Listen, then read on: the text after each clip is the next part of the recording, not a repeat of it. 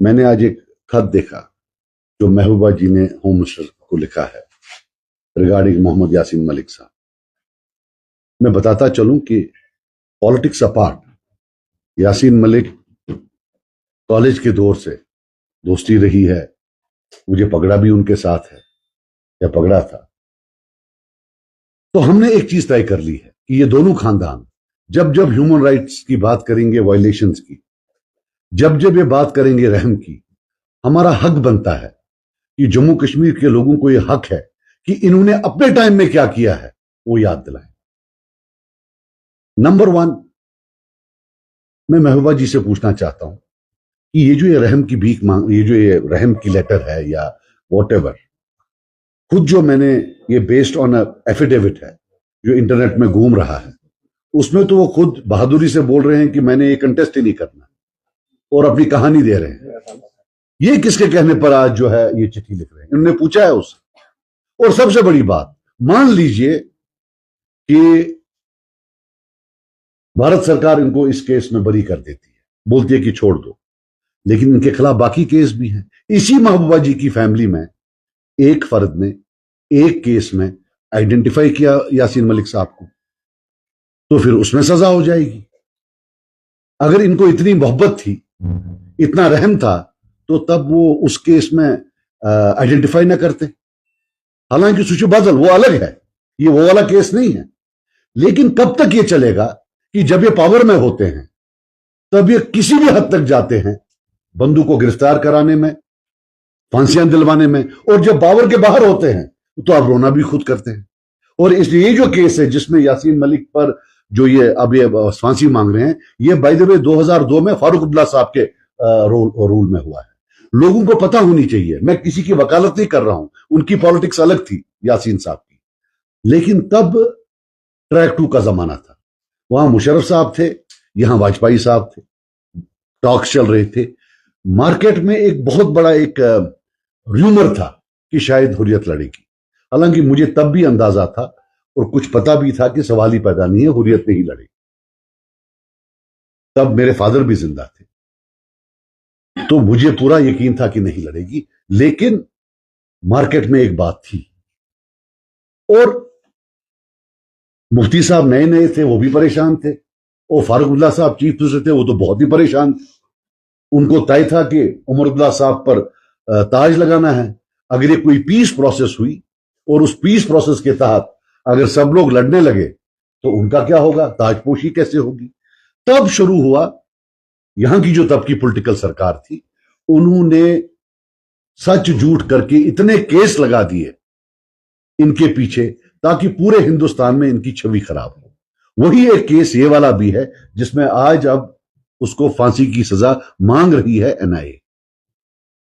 अब मजे की बात देखिए, मजे की क्या, अफसोस इस बात की, ये जो फारूक अब्दुल्ला साहब हैं, मैंने खुद अपनी आंखों से 2019 में इनका एक वीडियो देखा जब पार्लियामेंट इलेक्शन था कि जनाब यासीन साहब, आप और हमारा रास्ता सेम है, आप चलिए, हम आपके साथ हैं। इलेक्शन लड़ना था ना।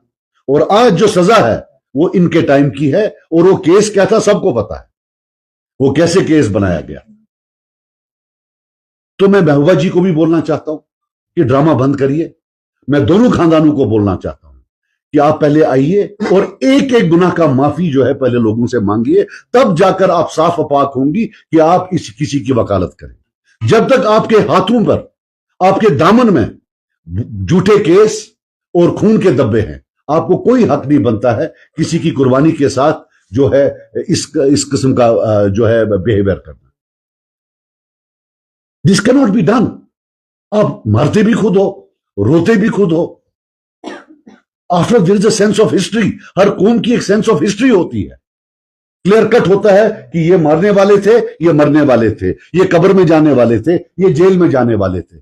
यहां ये मल्टीपल रोल, ऑलराउंडर्स, बॉलिंग भी मैं करूंगा, बैटिंग भी मैं करूंगा, स्पिन बॉलिंग भी मैं करूंगा। जब आइडेंटिफाई करना था तो तब सामने दिल्ली को खुश करने के लिए देखिए हमने आइडेंटिफाई किया। अब आज चिट्ठी भी लिखने में सामने, और मुझे किसी चीज का नहीं है। जो मैं यासीन को जानता हूं, मुझे नहीं लगता है उसको कोई खुशी होगी कि ये मोहतरमा जो है ना उनकी तरफ से लिखे।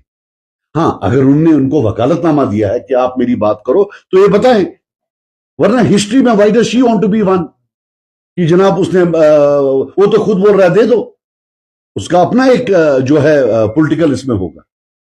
लेकिन बार बार मैं याद दिलाना चाहता हूं, उसने केस किया, इस केस से अगर वो बचे तो ये जहां इसने आइडेंटिफाई किया है वहां बेचारा फंस जाएगा। कोई केस भी तो कम नहीं किए हैं। अभी कुछ दिनों पहले महबूबा जी ने बरकती साहब की बात की। अब मुझे माफ करना, मैं हाथ जोड़कर माफी मांग रहा हूं, आप भी अब जाते हैं, हमसे तो आप बहुत सवाल पूछते थे इलेक्शन, आप वो हैं, आप ये हैं, जरा उनसे पूछिए बरकती साहब बंद कब हुए? 2016 में 64 FIR, I have checked it, 64 FIR, 64 FIR लगाए, और आज वही बयान भी दे रहे हैं। इसे मजाक बनता है हर उस इंसान का जो जेल में है, मजाक बनता है हर उस इंसान का जिसको सजा दी गई है। आप अगर मदद नहीं कर पाते हैं, खुदा का वास्ता मजाक न बनाइए। इट्स आप मजाक बना रही हैं, आप ह्यूमिलेट कर रही हैं हर एक को। अरे आपने उनको फोकस में लाया, आपने 64 एफआईआर किए, उन एफआईआर के बेसिस पर इस वक्त वो भी बंद है, उनकी वाइफ भी बंद है, घर में छोटे नाबालिग बच्चे, और अब आपको याद आ रही है, अब आप बयान दे रहे हैं। So my only point is just one, I will keep on reminding, it's a challenge. मेरे पास उस तरीके से मैं यहां रहा हूं, मैं खुद जेल गया हूं, मेरे पास डायरी है कब क्या हुआ है। जब जब ये आएंगे मैं इस कौम को याद इंशाल्लाह दिलाऊंगा कि इन्होंने अपने टाइम में क्या किया है। ये ऑलराउंडर का किस्सा बंद करें, या आप बॉलिंग करिए या बैटिंग करिए, इधर बी ऑन दैट साइड और be on this side, you can not be on both side. देखिए मेरी बात सुनिए, जो स्टेट होती है, इस इंसिडेंट का मुझे नहीं पता है, लेकिन काफी चीजों का फॉर्चुनेटली और अनफॉर्चुनेटली मैं एक वाहिद गवाह, मेरे दोस्त थे वो, मैं दिल्ली भी उनको मिलने जाता था, तो इनफैक्ट वो तो हर हुकूमत से मिले, वो तो हर प्राइम मिनिस्टर से ओपनली मिले हैं, चोरी चोरी नहीं, मिले हैं, as a part of dialogue मिले। और ये भी एक हकीकत है कि जब उन्होंने वायलेंस को ना बोला तब ये आसान बात नहीं थी। मुझे याद है वो नगीन में बैठे थे, ऐसे शीशे पर इधर से गोली आई, उनके बाल भी जले, अल्लाह ताला ने बचाना था, बच गए। उनने भी बहुत रिस्क ली। स्टेट की जो मेमोरी है वो बहुत होनी चाहिए, लेकिन यहां काफी लोग हैं जिन्होंने उनके साथ डील की, वो जिंदा हैं, कोई गलत डील नहीं, जैसे महबूबा जी शो कर रही है डील, वैसे नहीं। ही बिलीव्ड, उसका अपना था, वो कुछ और बोल रहा था कि डायलॉग करो, राइट। और अब स्टेट को शायद भूल गया है। तो बाकी जिस का आप बोल रहे हो उसका मुझे नहीं पता है, लेकिन काफी चीजें जो उन्होंने लिखी हैं उसका तो मैं एक गवाह भी हूं, क्योंकि मैं अक्सर उनसे मिलने जाता था। दिल्ली में तो सिर्फ मैं ही जाता था 1 साल 2 साल जब वो वहां बंद थे, उसके बाद भी मेरे दोस्त भी थे, कॉलेज टाइम से मैं उनको जानता हूं, तो इसलिए मुझे काफी पता है। तो what ever he is saying, state का भी एक चीज है कि उन्होंने प्रॉमिस एक चीज की और ये की। अब ये है कि जैसे अगर आप देखेंगे, यासीन का एक स्टाइल है अपना, और आई थिंक उसने फॉर ग्रांटेड लिया है, वो कोई इसलिए नहीं लिख रहा है कि उसको कोई जो है कोई जिंदगी की भीख मांग रही है। वो तो उस एफिडेविट में साफ लिख रहा है कि अगर आपको फांसी देनी है तो दो। तो उसमें जब कोई जाता है उनकी तरफ से चिट्ठी लिखता है, तो जो उसका अपनी जो एक सिस्टम है, वो हिस्ट्री में क्यों बनाते हैं कि भाई कोई उसकी तरफ से गया और ये किया, उससे पूछा है क्या, मान ना मान। और स्पेशली जब आप ही की फैमिली में एक ने उसको आइडेंटिफाई किया है दूसरे केस में, how can you do both? एक शर्म भी तो आनी चाहिए ना, कितना। बस मैं क्लियर बोलना चाहता हूं, ड्रामा बंद। देखिए मैं to be very honest with you, कोई कुछ भी बोले, जितनी भी सरकारें आई सब ने बैक चैनल डायलॉग उन लोगों के साथ किया था जिन्होंने गन को छोड़ दिया, राइट। तो अब ये पुराने, अब ये मतलब थे, कुछ बच्चे थे, देखिए इसमें तो कुछ जेल में ही बेचारे मर गए, कुछ जेल में हैं, कुछ को सजा हुई है, और कुछ को 60 आदमियों का सीआरपीएफ का सिक्योरिटी भी दे रखा है, वो भी एक तबका है, वो आपको पता होगा, राइट। जब हम लड़ रहे थे तब तो हम पर वो बड़े वो कर्जे, अब तो 60 आदमी सीआरपीएफ के एक बंदे के हैं। अभी तक वो ये नहीं बता रहा है कि वो उस साइड है या इस साइड है, और ना आप में से कोई उसको पूछ रहा है कि भाई साहब तू इस साइड है या उस साइड है।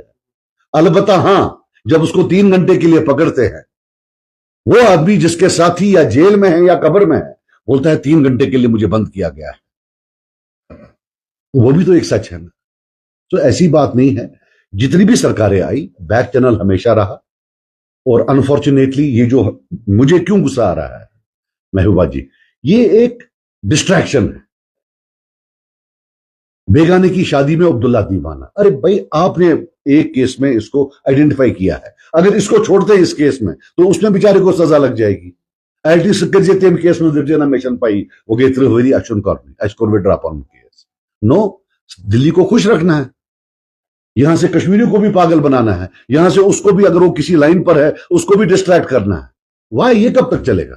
ये काल चले लाओ तो ऐसी, मारो तो ऐसी, बात करो बात ऐसी।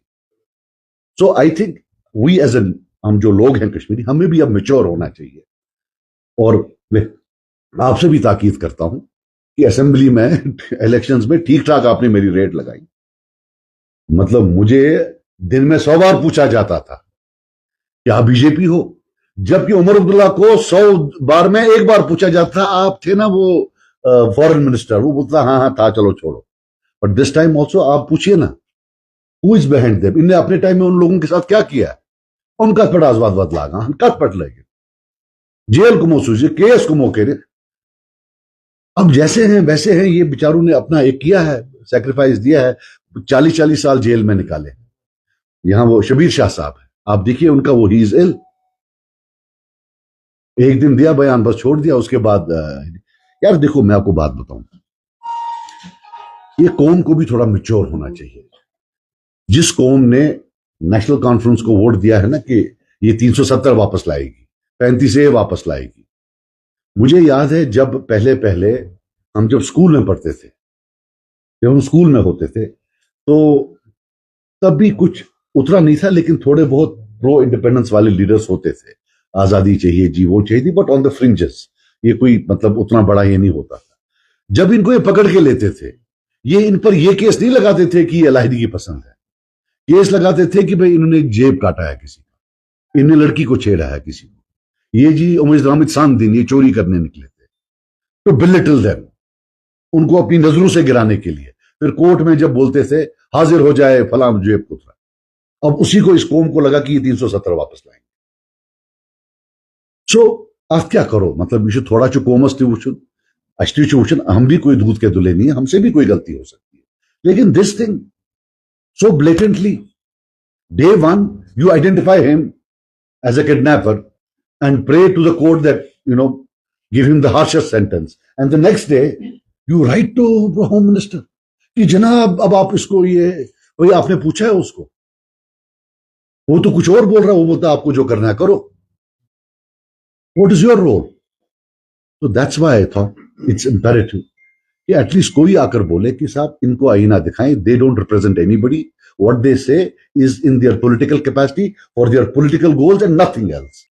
देखो आई विल टेल यू, जहां तक यासीन का सवाल है, I am not surprise the way he is behave. I always believe कि वो इसको कंटेस्ट नहीं करेगा, हालांकि मीडिया ने उसको किसी और शक्ल में पेश किया, आई ऑलवेज नहीं को कंटेस्ट नहीं करेगा, उसका अपना एक स्टाइल है, उसका अपना एक दिमाग है, राइट, उसकी अपनी एक सियासत है।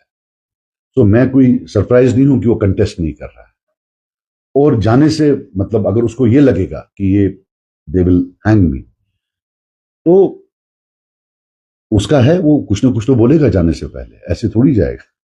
So that is something I am not surprised कि वो कुछ बोल रहा है या कंटेस्ट नहीं कर रहा है, सबसे बड़ी बात है, मुझे कोई उसमें मैं सरप्राइज नहीं हूं। अल्लाह करे ना हो, अल्लाह करे ना हो, तो लेकिन ये है कि नोइंग हिम, वो भी कोई सरप्राइज नहीं होगा अगर उसको देंगे।